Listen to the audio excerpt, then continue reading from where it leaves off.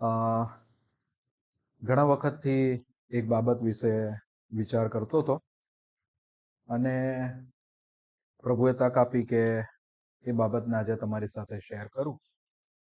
આપણે બધા જ એક એવી પરિસ્થિતિમાંથી પસાર થઈએ છે અને એ પરિસ્થિતિમાંથી આપણે બહાર નીકળવાની બહુ જરૂર છે.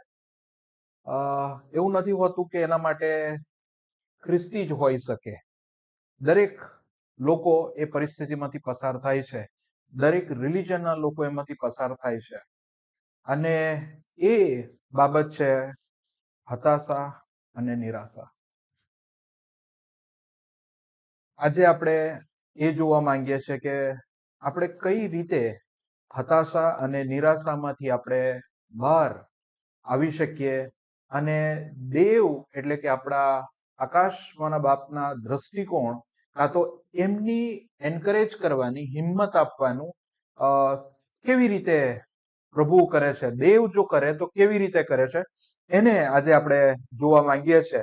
પણ સૌથી પહેલા બાઇબલની એ કલમ તરફ આપણે જોવા માંગીએ છીએ જ્યાં બાઇબલ એમ કે છે કે આપણે હંમેશા એકબીજાને એન્કરેજ કરતું રહેવું જોઈએ અને એન્કરેજ કરવા માટે આપણે બધાએ મળવું પડે. હેબ્રીઓનો પત્ર એનો 3 અધ્યાય અને તેની 13મી કલમ સર્વોચ્ચ ઈશ્વરમાં શું કહે છે? હજુ સમય છે ત્યાં સુધી એકબીજાને આ બાબતો યાદ કરાવો, જેથી તમારામાંથી કોઈનું હૃદય ઈશ્વર વિરુદ્ધ કઠિન ન બની જાય અને તમારી આંખો પાપના પ્રભાવથી અંજાઈ ન જાય. આપણા ટ્રાન્સલેશનમાં આ રીતે લખેલું છે, પણ જ્યાં સુધી આજ કહેવાય છે ત્યાં સુધી તમે દિન પ્રતિદિન એટલે કે રોજ રોજ, દિન પ્રતિદિનનો મતલબ થાય રોજ રોજ એકબીજાને ઉત્તેજન આપો.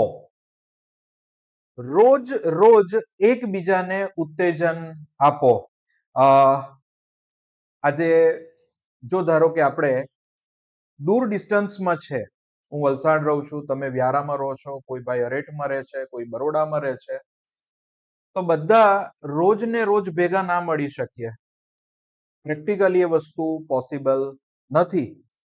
પણ હવે ટેકનોલોજી જે રીતે કામ કરે છે અને બધી જ રીતે આપણને જે સવલત મળી છે, તો આજે મોબાઈલ ફોન આવી ગયા છે અને આજે જસ્ટ તમે વિચાર કરો કે શું આપણે આપણા ભાઈઓને એક ફોન કોલ કરીને, સિસ્ટર્સ એ લોકોને ફોન કોલ કરીને શું ઉત્તેજનના શબ્દ પૂરા પાડી શકે? અને રોજ રોજ એટલે દિન પ્રતિદિન આપણે આ બાબત કરવાની જરૂર છે. અને જો તમે આને જુઓ તો હેબ્રીઓના પત્રનો જે લેખક છે એ આપણને આ આજ્ઞા આપે છે અને એ રીતે કહે છે કે તમારે રોજ મળવું જોઈએ અને ઉત્તેજન આપવું જોઈએ. ઉત્તેજન, એન્કરેજમેન્ટ. અને જો ઓરિજિનલ તર્જુમામાં આ ઉત્તેજન એટલે કે કેજેવી કિંગ જેમ્સ વર્ઝનમાં આ ઉત્તેજન શબ્દને એક્ઝોર્ટ વર્ડથી લખાયેલો છે. એક્ઝોર્ટ. એક્ઝોર્ટ જે વર્ડ લખાયેલો છે એનો ગ્રીક તર્જુમો થાય છે કે તમે કોઈકને સાઈડ પર બોલાવો અને વાત કરો. કોઈકની સાથે તમે વાત કરો, એનો તર્જુમો આ રીતે થાય છે, જેને આપણે કાઉન્સેલિંગ કહીએ છીએ અને એ આપણે કરતા આવેલા છે. અને બાઇબલ આપણને આ રીતે કહે છે કે આપણે બધાની સાથે એક મળીને કાઉન્સેલિંગ કરવું જોઈએ. આપણે આગળ વધીએ, કારણ કે મુખ્ય મારો જે સંદેશો છે એ ઉત્તેજન પર છે. શું તમે ને હું નિરાશા, હતાશા કે જે તમારીમાં ને મારામાં નિરુત્સાહ થઈ જવાની જે બાબતો છે એના માટે આપણે કયા કદમ લઈ શકીએ? તો એક પાત્રને આપણે જોઈએ અને તેનાથી આપણને ખબર પડશે કે એક્ઝેક્ટલી હું શું કહેવા માંગુ છું. જૂના કરારમાં આપણે એક વ્યક્તિને ઓળખીએ છીએ જે બહુ ગજબના પ્રબોધક હતા.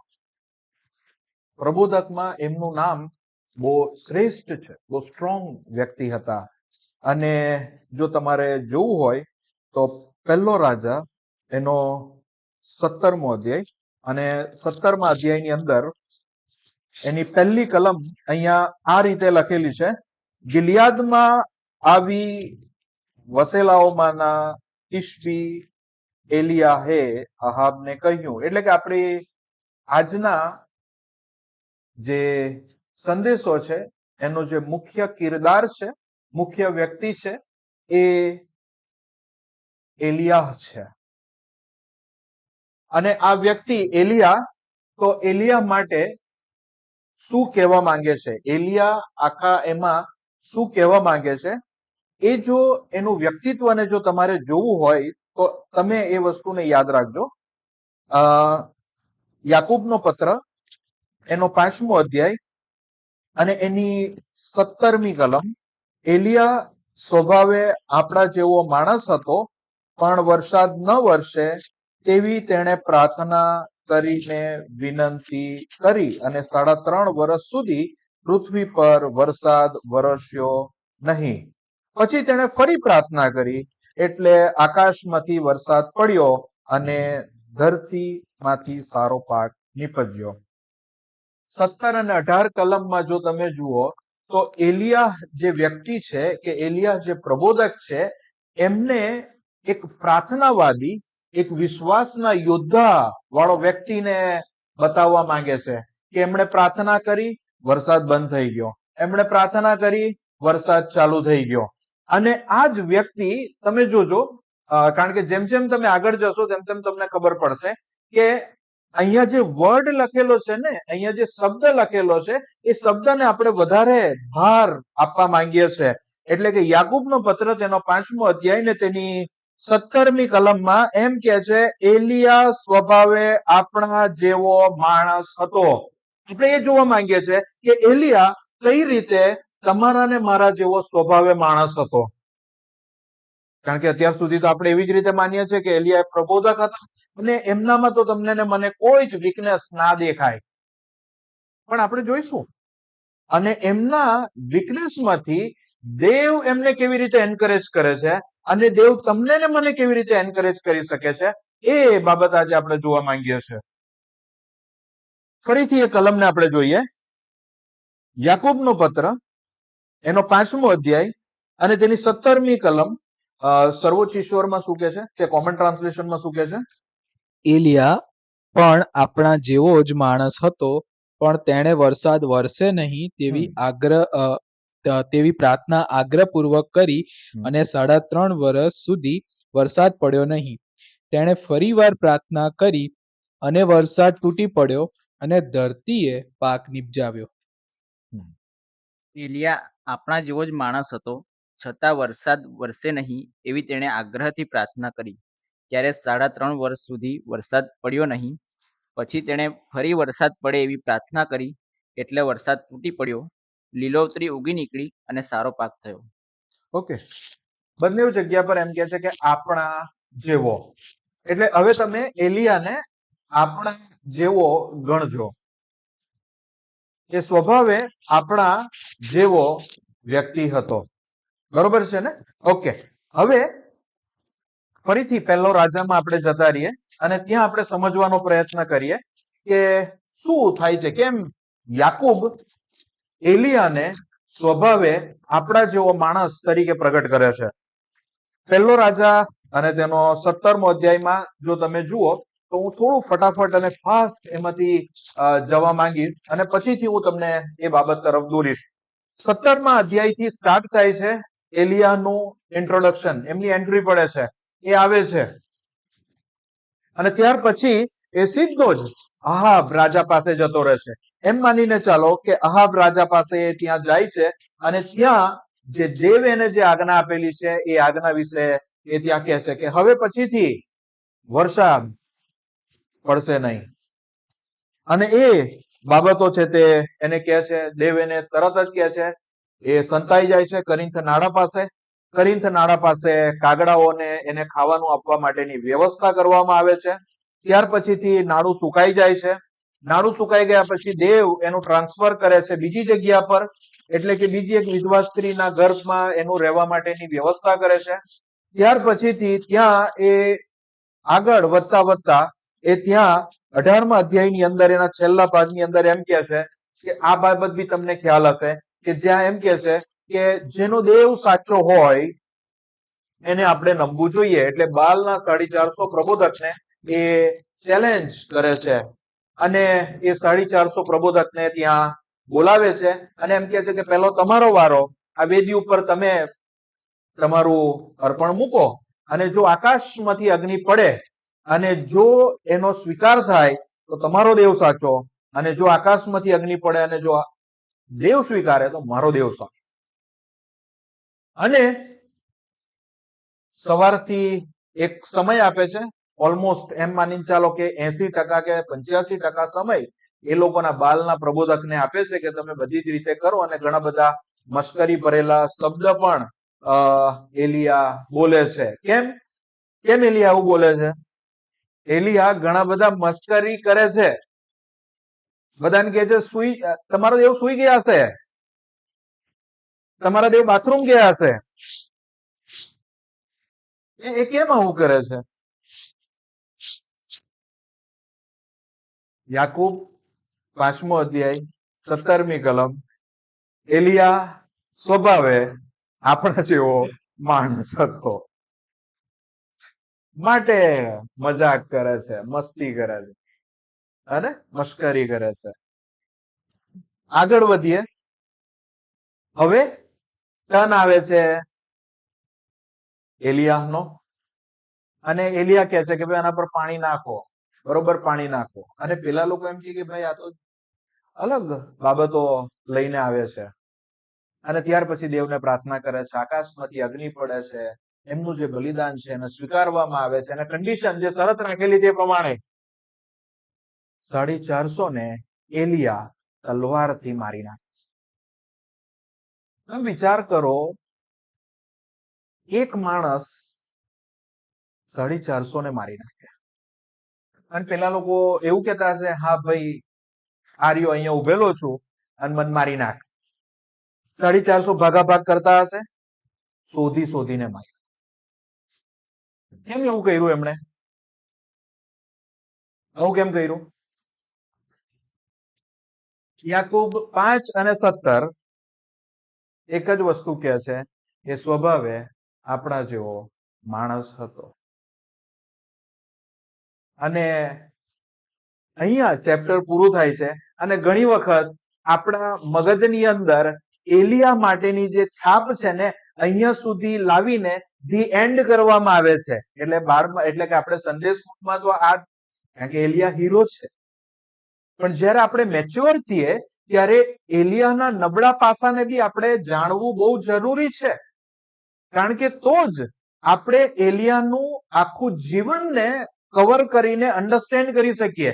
એટલે એલિયાના 3 કેરેક્ટર છે. એક ફર્સ્ટ ફેઝ છે, એક 450 પ્રબોધકને મારી નાખે ત્યાં સુધીનું, એટલે શરૂઆત થાય અને 450 પ્રબોધકને એ મારી નાખે છે ત્યાં સુધીનું. પછી વચ્ચેનો એક સમયગાળો આવે છે જેના પર આપણે અભ્યાસ કરવા માંગીએ છીએ, અને ત્યાર પછીનો એક સમયગાળો આવે છે કે જેના આપણે પછીના કોઈ દિવસમાં અભ્યાસ કરીશું. પણ જે વચ્ચેનો જે સમયગાળો, એટલે કે આગળનો જે સમયગાળો છે, જે 3 તબક્કાની જો વાત કરીએ તો તેમાંનો પહેલો તબક્કો છે કે જે તમને ને મને સન્ડે સ્કૂલમાં શીખવી દીધું છે, જેનો હું ફરીથી રિપીટ નહીં કરું. પણ જે વચ્ચેનો સમયગાળો છે જેને બહુ ઓછા લોકો બોલે છે ને તેના પર આજે આપણે જોવા માંગીએ છીએ, જેની શરૂઆત 19મા અધ્યાયથી થાય છે. હવે ઇઝેબેલ રાણીને ખબર પડે છે, જો તમે જુઓ તો એની શરૂઆતની 1 થી 2 કલમ વાંચો. પહેલો રાજા 19મો અધ્યાય 1 થી 2. એલિયાએ જે કર્યું તે બધું અને તેણે કેવી રીતે બાલના બધા સંદેશા વાહકોને મારી નાખ્યા હતા તે આહાબ રાજાએ પોતાની પત્ની ઇઝબેલને કહ્યું. ઇઝબેલે એલિયાને સંદેશો મોકલ્યો, એ સંદેશા વાહકોને તે જે કર્યું તે આવતીકાલે આ સમય સુધીમાં હું તને ન કરું તો દેવો મારું મરણ નિપજાવો. ઓકે, અહીંયા હવે કોણ થાય છે? આ એક માણસ કે જે 450 માણસને પકડીને શોધીને મારી શકે છે. અને ત્યાંથી એક ફિમેલ એટલે કે જેઝેબેલ એમ કે છે કે હું કાલે આ ટાઈમે જે નક્કી કરેલો ટાઈમ છે ત્યાં સુધીમાં જેમ પ્રબોધકને કરેલું છે તેમ હું તારું મરણ લાવીશ. અને વિચાર કરો કે હવે આ એ એલિયા છે, આ એ એલિયા રહ્યા નથી જે એલિયા 17મા અધ્યાયની અંદર અહાબના દરબારની અંદર જઈને એમને ચેલેન્જ આપે, એમને જઈને એમ કહે છે કે એમના જે વર્ડ છે જેની સમ્મુખ હું ઉભો રહું છું. 17મો અધ્યાય ને તેની શરૂઆતની જો કલમ જો તમે જુઓ કે ગિલિયાદમાં આવીને વસેલા તિસ્બી એલિયાએ અહાબને કહ્યું કે ઇઝરાયલના દેવ યહોવા જેની સમ્મુખ હું ઉભો રહું છું. આ વ્યક્તિ હવે શું કે છે? હવે તમે જુઓ ત્રીજી કલમની અંદર શું કે છે? તેણે તે જોયું ત્યારે તે ઉઠીને પોતાનો જીવ લઈને ઓહ, તમે જુઓ, જે માણસ સામેથી અહાબ રાજા પાસે જઈને એમ કે છે કે જેની સમ્મુખ હું ઉભો રહું છું, એટલે યહોવા દેવની સમ્મુખ જે હું ઉભો રહું છું એ આ વાત કે છે. અને હવે જ્યારે ઇઝેબેલ રાણીએ એમ કીધું છે કે હવે હું તારું કાટલું કાઢી નાખીશ, તારું પત્તું કાપી નાખીશ, ને ત્યારે આ ભાઈ ત્યાંથી ભાગી જાય છે. અને કેવી રીતે કે છે? તે ઉઠીને પોતાનો જીવ લઈને નાઠો. જેવું એમને ખબર પડી તો ભાઈ એલિયા જીવ લઈને નાઠા. શાના માટે નાઠા? મરણના ધાકે. પણ શાના માટે નાઠા? હા, યાકૂબ 5:17 એ સ્વભાવે આપણા જેવો માણસ હતો ને એ ત્યાંથી ભાગી જાય છે. હવે ભાગી જાય છે અને ચોથી કલમમાં ફરી એક નવું પાસું એમનું જોવા મળે છે ને તે તો ગજબનું છે. જુઓ ચોથી કલમ. એલિયા ચાલતા જતા એક આખો દિવસ લાગે તેટલે અંતરે રણ પ્રદેશમાં ગયો. તે થોભ્યો અને એક ઘટાદાર રોતેમ નામના વૃક્ષ નીચે બેઠો અને મોત માગ્યું. તેણે પ્રાર્થના કરી, પ્રભુ બસ હવે બહુ થયું, મારો જીવ લઈ લો, હું હવે મરી જઈશ, મારા પૂર્વજો સાથે ભળી જાવ તો સારું. આપણા ટ્રાન્સલેશનની અંદર જે રેગ્યુલર બાઇબલ છે તેની અંદર આ રીતે લખેલું છે, પણ પોતે એક દિવસની મજલ જેટલે દૂર અરણ્યમાં ગયો ને જઈને તે એક રોતેમ વૃક્ષ તળે બેઠો. ત્યાં તેણે મોત માંગ્યું અને કહ્યું કે હવે તો બસ થયું, હવે તો હે યહોવા મારો જીવ લઈ લે, કેમ કે હું મારા પિતૃઓ કરતા સારો નથી. આ આપણી મુખ્ય કલમ છે.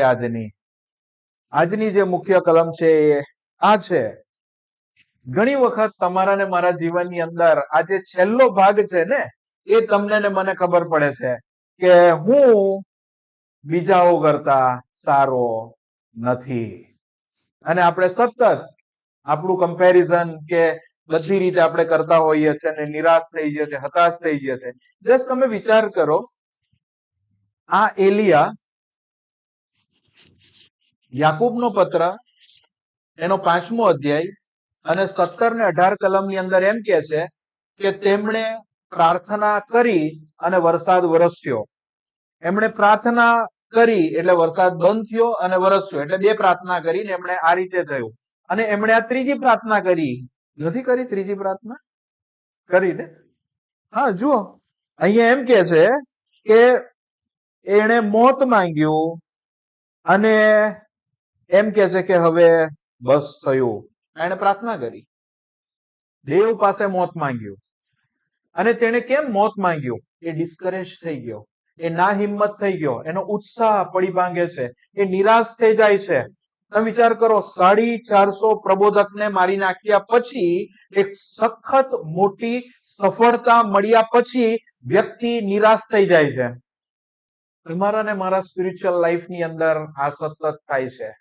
એક અઠવાડિયું અહીંયા આપણે એમ કહે છે કે જબરજસ્ત જોશમાં, પાવરમાં આપણે લોકો બધા જીવતા હોઈએ છે, અને બીજા રવિવારે છે તે ફુગ્ગામાંથી હવા નીકળી જાય છે, અને આપણે એમ થાય છે કે આ શું જિંદગી છે આપણી.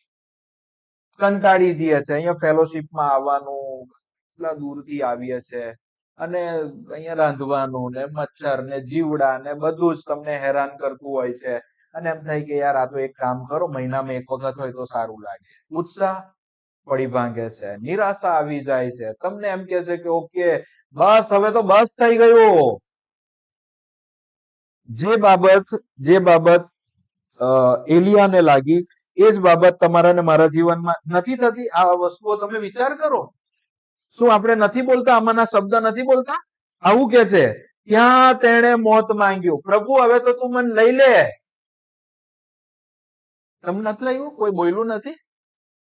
મેં મારા જીવનમાં ઘણી વખત આવું મને અનુભવ થયો છે. મને એમ થાય કે પ્રભુ બસ હવે બહુ થઈ ગયું. પાપ ઉપર હું વિજય મેળવી શકતો નથી.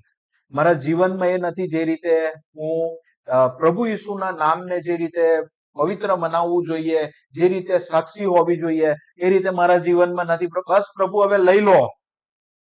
હું કંટાળી ગયો છું. પરિવારના ડખા, ઓફિસનું ટેન્શન, અને પાપ ઉપર નહીં વિજય મેળવવાની જે મને જે ઈચ્છા હતી કે શુદ્ધ અને પવિત્ર સાક્ષી રહેવી જોઈએ, અને સતત મને એમ થાય કે બસ પ્રભુ હવે તો નથી, જીવવું નથી. અને ઘણી વખત મારા જીવનની અંદર મેં બાઇબલ મૂકી દેવાના પ્રસંગો પણ આવેલા છે. અને તેણે મોત માંગ્યું અને કહ્યું કે હવે તો બસ થયું.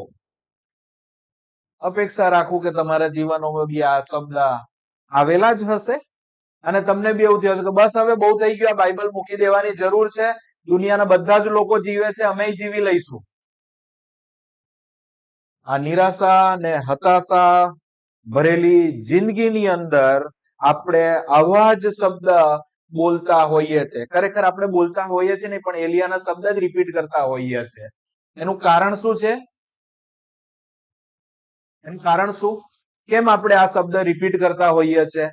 કે મોત માંગીએ છે, હવે તો બસ થઈ ગયું, હે પ્રભુ મારો જીવ લઈ લે, હું કોઈ બી રીતે સારો નથી.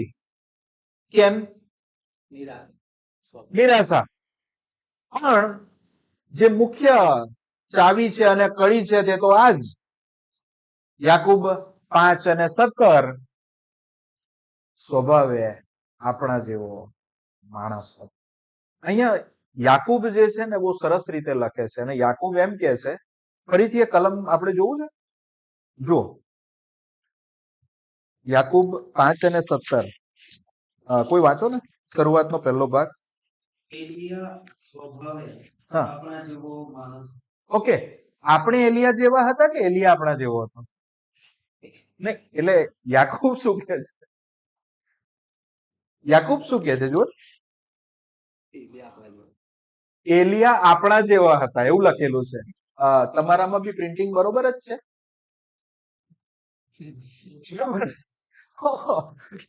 એટલે એલિયા આપણા જેવા હતા.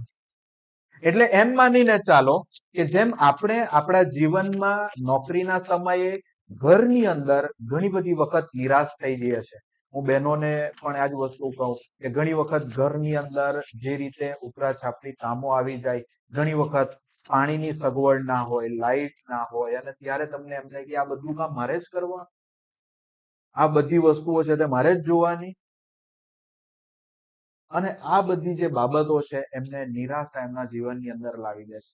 ઘણી વખત આપણે આપણા ચર્ચથી કંટાળી જતા હોઈએ છીએ. ઘણી વખત ચર્ચના ભાઈઓ બહેનોથી કંટાળી જતા હોઈએ છીએ.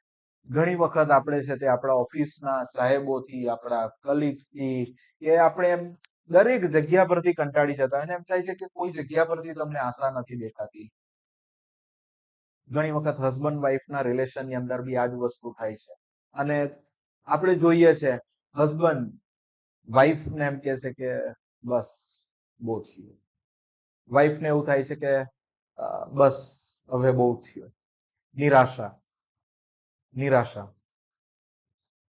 અને શેતાન આ છેલ્લા દિવસોમાં આ હથિયારનો બહુ જ બહોળો ઉપયોગ કરે છે. સૌથી વધારે જેનો ઉપયોગ કરે છે એ છે નિરાશા, હતાશા. તમને સતત એનો ઉત્સાહ અને ઉત્તેજનમાંથી પાડી નાખવાનું કામ કરે છે. તમારો ઉત્સાહ ખાઈ જાય છે. એમ માનો કે જ્યારે તમારા જીવનની અંદર માંદગી આવે, તમે માંદા પડો છો, એટલે ઇમિડિયેટલી તમારા શરીરમાંથી સ્ટ્રેન્થ નીકળી જાય છે. તમે ખાટલો પકડી લો છો, તમારાથી બહુ લાંબો સમય સુધી બેસાય નહીં, તમે બહુ લાંબુ ચાલી ના શકો. તમે વિચાર કરો કે એક માંદગી તમારા શરીરનું પૂરો સ્ટેમિના અને સ્ટ્રેન્થ લઈ લે છે. એવી જ રીતે આ નિરાશા, હતાશા એ આપણા આત્મિક જીવનની સ્ટ્રેન્થ લઈ લે છે. અને શેતાન આ રીતે બહુ જ રીતે, કારણ કે જ્યારે તમે નિરાશ થાવ ને હતાશ થાવ, કે તમારો ઉત્સાહ, કે તમારામાં જે ઉત્તેજન છે, કે તમે જે રીતે તમે એલર્ટ રહો છો, એ તમારામાંથી જ્યારે નીકળી જાય છે, ત્યારે તમે એને એવી રીતે કરો છો કે ભાઈ એ તો બધાના જ જીવનમાં આવે.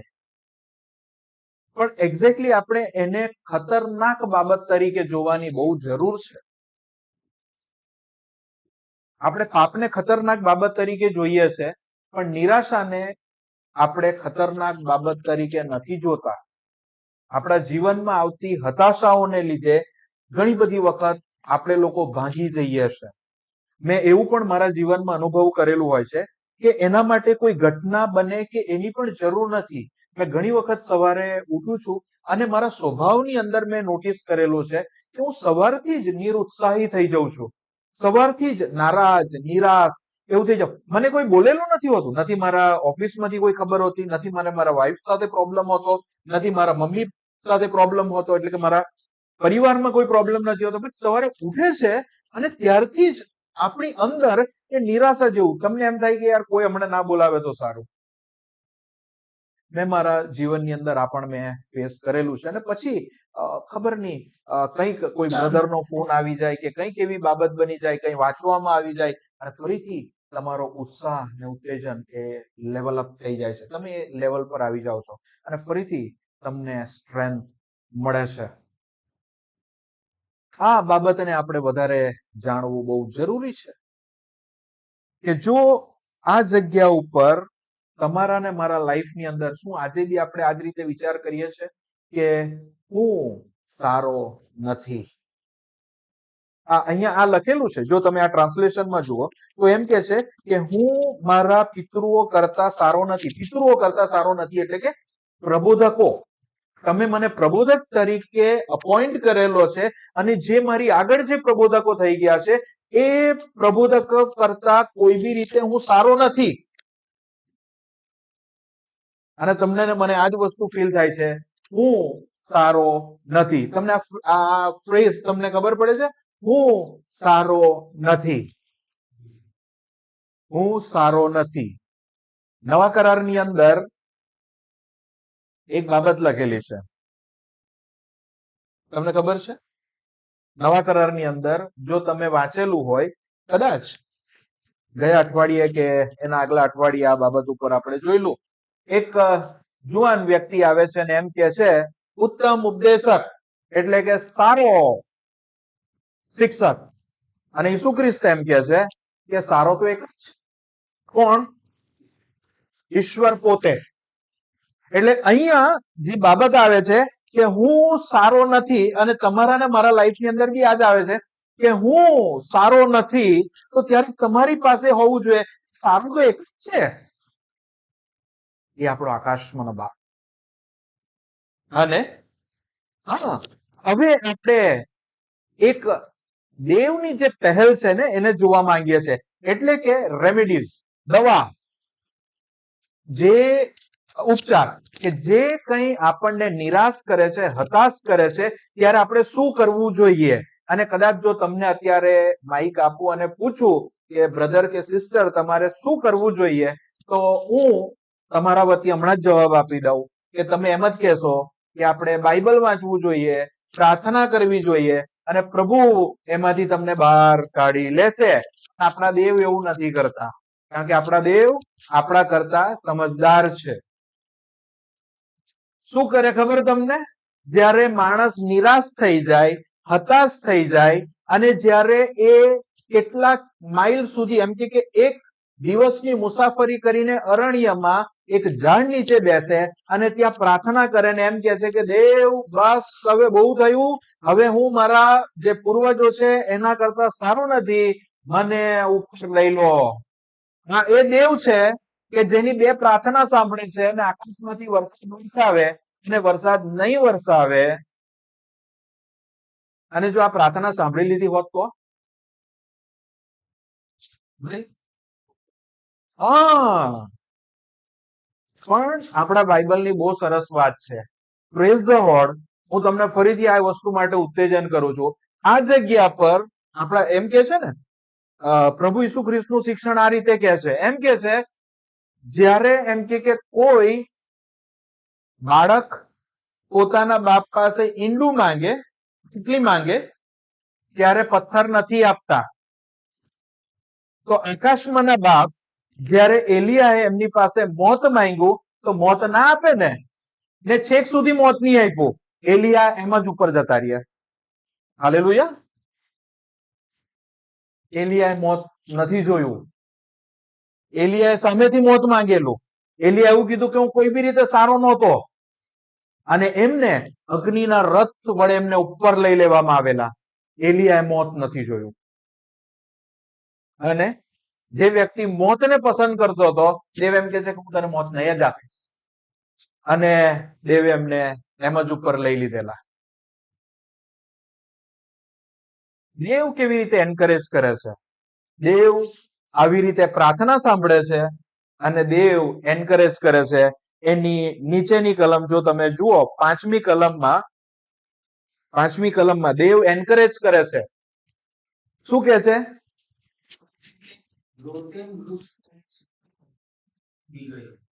અને જુઓ, એક દૂતે તેને મરકીને કહ્યું કે ઉઠીને ખા. બાઇબલની આ એક બહુ સરસ વસ્તુ છે. તમને એવું લાગશે કે આ તો કોમન છે, પણ નહીં. હું તમને બતાવું, બાઇબલમાં હંમેશા જ્યારે બી નિરાશા, હતાશા ને એવી પરિસ્થિતિ આવેલી હોય ને, ત્યારે દેવ શું કરે ખબર તમને? સૌથી પહેલા એમ કે ભાઈ અહીંયા આવો, જમવા બેસી જાઓ. તમે જોયું? કઈક યાદ આવે છે તમને? હા, જોજો યોહાનની લખેલી સુવાર્તા એનો 21મો અધ્યાય, અને જો તમે અહીંયા જુઓ 21મા અધ્યાયની અંદર, તો એની પહેલી કલમ. એ દિનાઓ બન્યા પછી હમ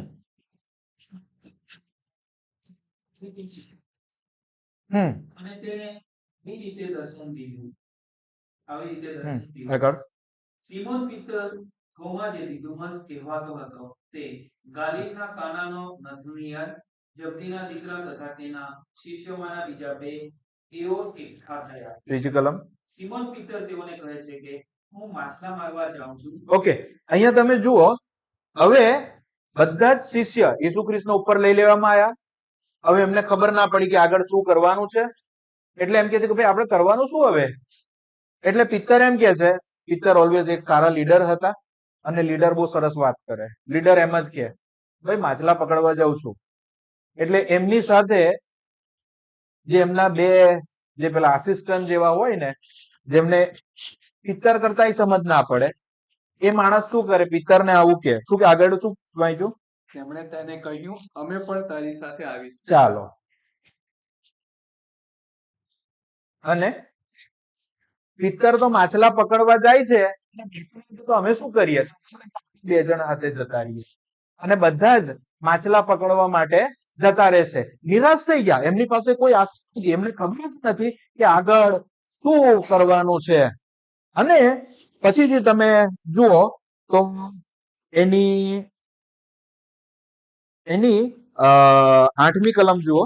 પણ બીજા શિષ્યો હોડીમાં રહીને માછલાઓથી ભરાયેલી જાળ ખેંચતા ખેંચતા આવ્યા. ઓકે, અને આગળ. કેમ કે તેઓ કિનારેથી આઘા નહીં, પણ આશરે 200 હાથ જેટલે છેટે હતા. ઓકે, આગળ.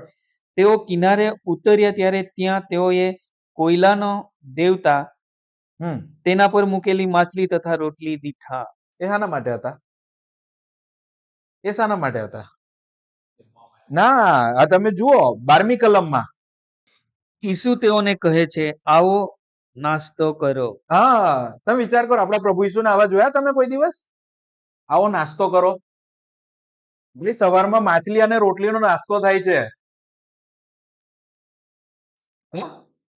માછલી અને રોટલીનો નાસ્તો કરાવે છે બધી જ જગ્યા પર. તમને ઘણી બધી જગ્યા પર હું તમને બતાવું કે દેવ નિરાશ થઈ ગયેલા વ્યક્તિને સૌથી પહેલા ખવડાવે છે. તમને એવું લાગે કે ના ના એ તો બિલીવર માટે છે. ના, બિલીવર માટે નહીં. જો ફરીથી હું તમને બતાવું, જો ઘરે જઈને વાંચજો, ઉત્પત્તિમાં 21મા અધ્યાયમાં 21મા અધ્યાયની અંદર હાગાર એટલે દાસી હાગાર એટલે કે ઇબ્રાહિમની જે દાસી હતી, જે આપવામાં આવેલી, તેનાથી જે બાળક થાય છે ઇસ્માઇલ. અને ત્યાં યસ, એટલે કુવા આગળ, એટલે પહેલા એ રીતે થાય છે કે ઇબ્રાહિમ એ લોકોને ઘરમાંથી કાઢી મૂકે છે, કારણ કે સારા આગ્રહ કરે છે કે તું એને કાઢી મૂક. એટલે ઇબ્રાહિમ એમને ખાવાનું અને પાણી એટલું આપીને એમને મોકલી આપે છે. આપણે જોઈ જ લઈએ, ચાલો. ઉત્પત્તિ એનો 21મો અધ્યાય 14મી કલમ.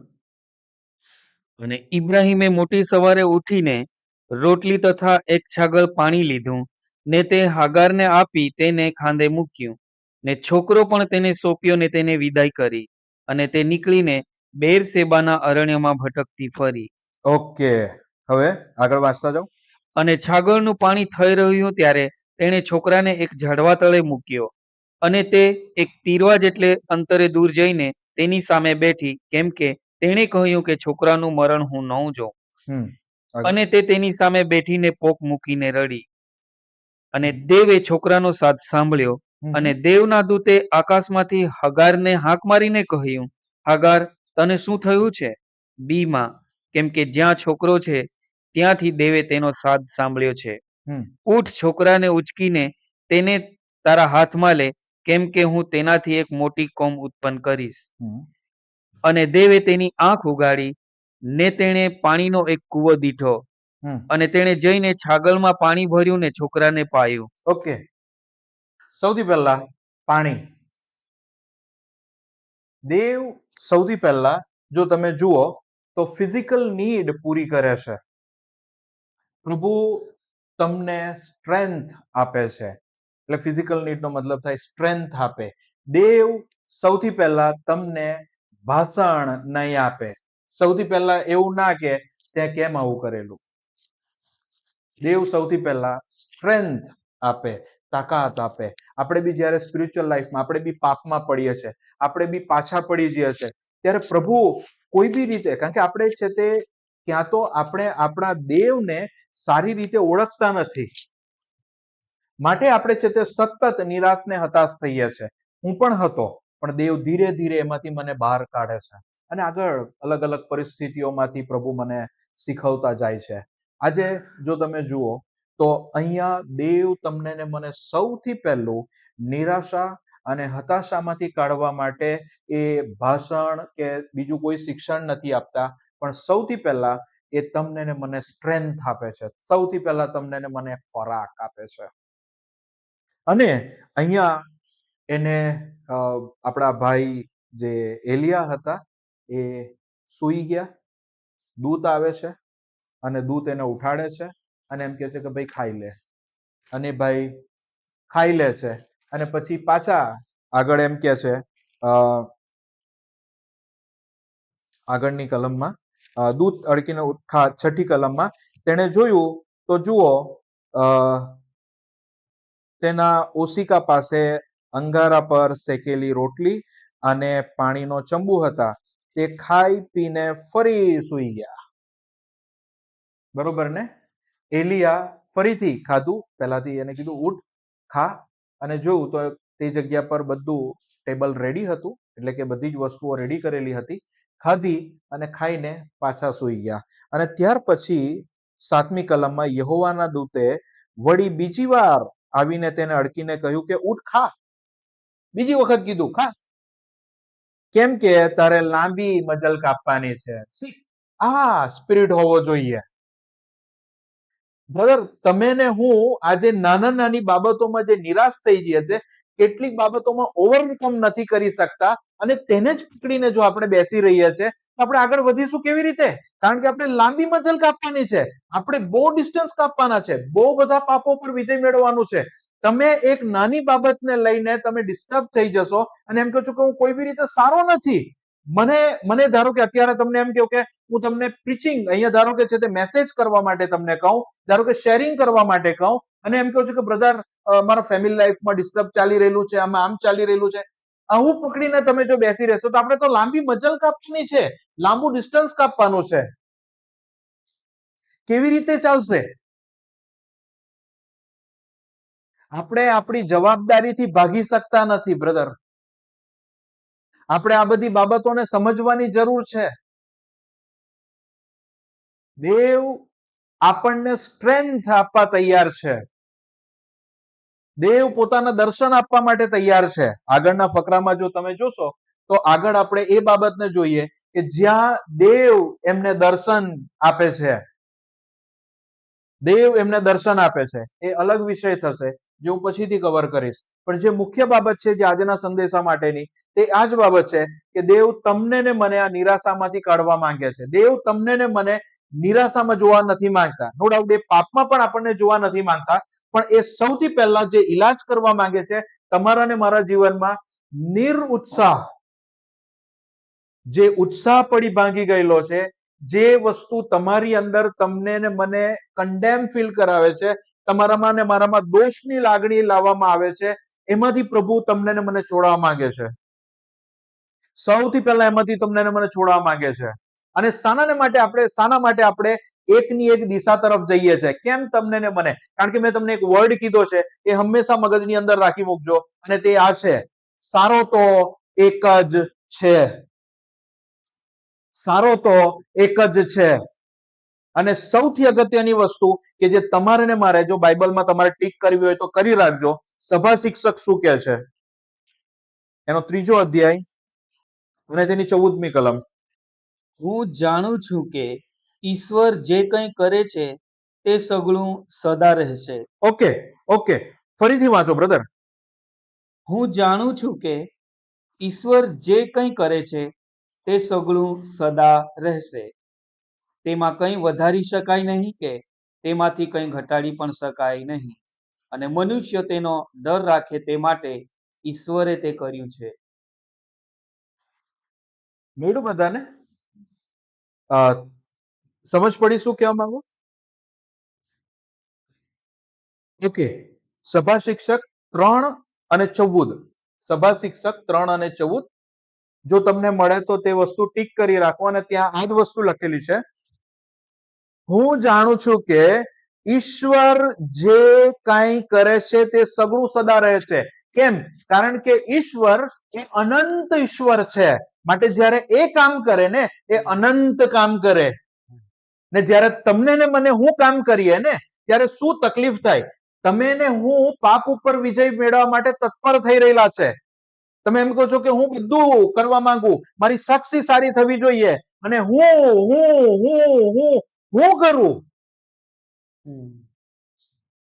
કરું, ને દેવ એમ કે છે કે ના, હું કરું. ને એના જ માટે આ કલમને તમે સતત યાદ રાખો. આનાથી તમે ઓલવેઝ એન્કરેજ રહેજો. અને તમને લાગે કે તમારે એની અંદર એક A4 સાઈઝ ની અંદર પ્રિન્ટ કરીને મૂકવી છે, એ તમે મુકાઈ રાખજો. ને એ વસ્તુ તમે મોટા અક્ષરે લખજો કે ઈશ્વર જે કાંઈ કરે છે સગળું સદા રહેશે. એટલે કે દેવ જે મારી અંદર કામ કરે છે, એ જ, જે દેવ મારી અંદર કામ કરે છે એ જ સદા રહેશે. અને હું મારી અંદર કામ કરું છું એ ના, જે મારી અંદર હું કામ કરું છું એને ઓલવેઝ ચકાસવામાં આવશે. 1 કોરિન્થી 3 અધ્યાય 12મી કલમથી. તે પાયા ઉપર બાંધકામ કરતા કોઈ સોનું, રૂપું કે કિંમતી પથ્થરોનો ઉપયોગ કરે, અથવા લાકડું, ઘાસ કે ખડ વાપરે, દરેક વ્યક્તિના કાર્યનું મૂલ્યાંકન ખ્રિસ્તના આગમનના દિવસે જાહેર કરવામાં આવશે. એ દિવસે દરેકના કાર્યની પરીક્ષા અગ્નિથી કરાશે અને કોનું બાંધકામ સાચું છે તે બતાવી અપાશે. કોનું બાંધકામ સાચું છે એટલે કે કોનું બાંધકામ ટકી રહેશે, એટલે કે કેવી રીતે ખબર પડવાની તમને કોનું બાંધકામ ટકી રહેશે? કારણ કે તમારું બાંધકામ કોની સાથે કમ્પેર થવાનું છે? એક બાજુ દેવ બાંધે ને એક બાજુ તમે બાંધો, કોની સાથે કમ્પેર થવાનું છે? દેવના બાંધકામ સાથે તમારા કમ્પેર થવાનું છે. અને તમે વિચાર કરો કે તમારું બાંધેલું ટકશે કે દેવનું બાંધેલું ટકશે? દેવનું બાંધેલું ટકશે. તમે વિચાર કરો કે તમારા લાઈફની અંદર જે દેવ બાંધે છે એ જ ટકે છે. તમે જ્યારે બાંધશો તો પડી જશો. કારણ કે તમે કેના પર બાંધો છો ખબર? તમે રેતી પર બાંધો છો. અને દેવ જે બાંધે છે હંમેશા ખડક પર બાંધે છે. દેવ જ્યારે બી બાંધકામ કરવાની શરૂઆત કરે છે એ ઈસુથી કરે છે. અને તમે ને હું જ્યારે બાંધકામ કરવાની શરૂઆત કરીએ છીએ ત્યારે પોતાની તાકાતથી બાંધકામ કરવાની શરૂઆત કરીએ છીએ. તમને એવું લાગતું હશે કે હું બહુ પ્રાર્થના કરીને આ પાપ ઉપર વિજય મેળવું, હું ઉપવાસ કરીને આ વસ્તુ પર વિજય મેળવું, પણ તમે એના પર બાંધકામ નથી કરી શકતા. દેવ કરે. કેમ આ વસ્તુ કરે? કારણ કે હંમેશા બાઇબલ આ બાબતને કહે છે અને આ કલમ મારા માટે લગભગ આવનારા વર્ષોની અંદર હું હંમેશા આના પર જ સંદેશો આધારિત રાખીશ, કાં તો એને જ હું પકડી રાખીશ. ફિલિપીનો પત્ર તેનો 1લો અધ્યાય એની 6ઠી કલમ. મને ખાતરી છે કે તમારામાં સારા કાર્યની શરૂઆત કરનાર ઈશ્વર ઈસુ ખ્રિસ્તના આગમનના દિવસ સુધી તે કાર્યને સંપૂર્ણ કરતા જશે. ઓકે, તમે જે કામ કરવાના છો એટલે 1 કોરિન્થી 3જો અધ્યાય ને 12 થી 6 સુધી તમે વાંચ્યું ત્યાં એમ કહે છે કે તમારું કામ ઈસુના આગમન વખતે ચકાસવામાં આવશે. અને અહીંયા પણ આ જ વસ્તુ કહે છે કે ઈસુના આગમન સુધી કોઈ બીજું બી કામ કરવાનું છે. જુઓ તમે 6ઠી કલમમાં શું કહે છે? બ્રધર પાછું વાંચો. જે ઈસુ ખ્રિસ્તના આગમનના દિવસ સુધી તે કાર્યને સંપૂર્ણ દેવ તમારામાં જે કામ કરે છે, ઈશ્વરે જે તમારામાં કામ સ્ટાર્ટ કરેલું છે એ છેક સુધી પૂરું કરતા જશે. એટલે એક બાજુ તમે બી કરો છો, એક બાજુ દેવ બી કરે છે. અને દેવનું જ કામ છેલ્લા રહેવાનું છે. આજે તમે ને હું કેમ પાપ ઉપર વિજય નથી મેળવી શકતા? કારણ કે તમારો ને મારો પાપ ઉપર વિજય મેળવવા માટે પોતાના પ્રયત્નથી કરી રહેલા છે. અને આપણે નથી કહેતા કે દેવ જે મારામાં કામ કરે છે એ જ કામ છેલ્લે સુધી ટકશે અને તો જ ને તો જ હું પાપ ઉપર વિજય મેળવું. અને એના જ લીધે કરીને, કારણ કે જ્યારે આપણે પોતાના પર આધાર રાખીએ છીએ ને, અને જ્યારે એ નથી થતું ને ત્યારે તમે નિરાશ થાવ છો. એના માટે તમે હતાશ થાવ છો. એના માટે તમારો ઉત્સાહ તૂટી પડે છે. કારણ કે આપણું કામ છે. દેવનું જે કામ છે એને આપણામાં કરવા દઈએ. તમારા ને મારા લાઈફની અંદર દેવને ઇન્ટરેસ્ટ છે. અને દેવ જ્યારે તમારા ને મારા લાઈફની અંદર ઇન્ટરેસ્ટ લઈ રહેલા છે ત્યારે એમ કહે છે કે ઓકે ઓકે પ્રભુ, હવે બસ હવેથી હું ગાડી આગળ ચલાવવા માંગુ છું. ને આપણે ભૂલ કરીએ છીએ. અને જ્યારે આપણે ગાડી એટલે કે ડ્રાઇવિંગ સીટ ઉપર આપણે બેસીએ છીએ ત્યારે રોંગ ટર્ન લઈ લઈએ છીએ. અને પછીથી તમને ખબર પડે છે કે આપણે રોંગ દિશામાં જઈ રહેલા છે અને તમે હતાશ થઈ જાવ છો. કેમ? 1 કલાક સુધી તમે મૂર્ખ માણસની જેમ બીજા રસ્તા પર તમે જતા રહ્યા અને તમે ટાઈમ બરબાદ કરી દીધો. અને બાઇબલ એમ કહે છે સમયનો સદુપયોગ કરો, કેમ કે દાડા ભૂંડા છે, સમય બગાડી દીધો તમે.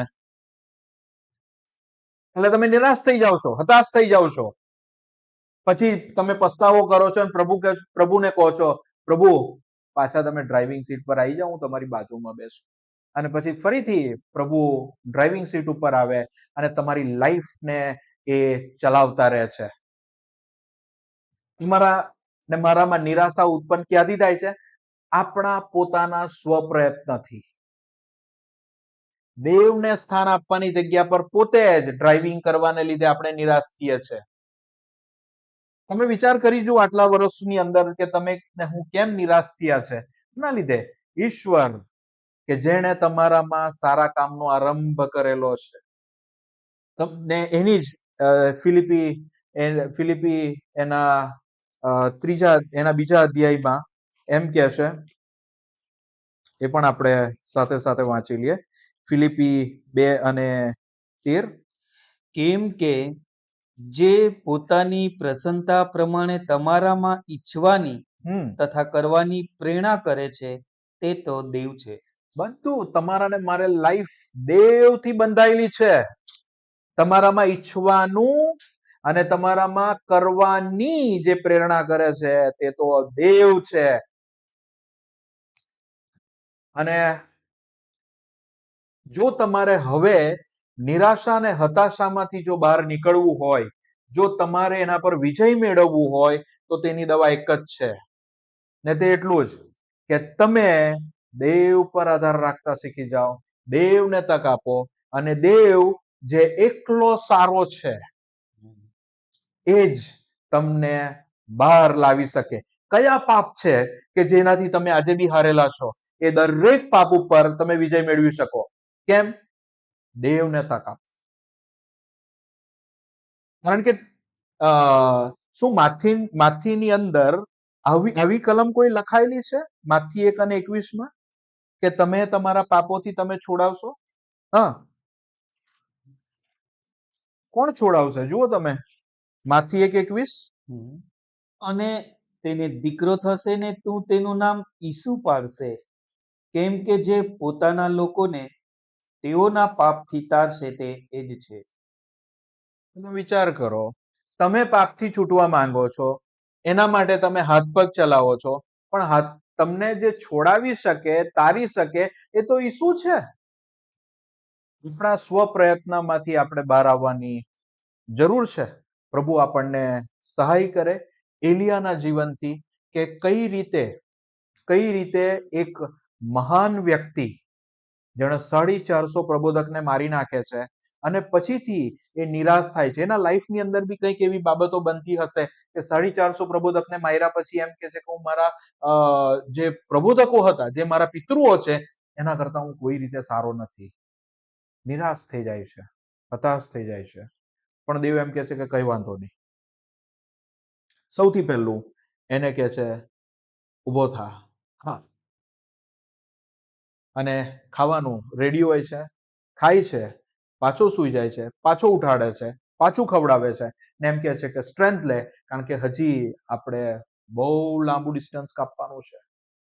હજી આપણે આ પૃથ્વી ઉપર બહુ લાંબુ ડિસ્ટન્સ કાપવાનું છે. અને એ લાંબા ડિસ્ટન્સની અંદર જો આપણે આવી રીતે નિરાશ થતા રહીશું તો નહીં ચાલે. આપણે હિંમતથી આગળ વધવાની જરૂર છે. અને એના લીધે જ યાકૂબ 5:17 એમ કે છે કે એ સ્વભાવે આપણા જેવો માણસ હતો. અને ફરીથી ત્યાર પછીથી એના જીવનની અંદર કોઈ જગ્યા પર આ બાબતો આવી નથી. પ્રભુ આપણને સહાય કરે આગળ વધવાને માટે.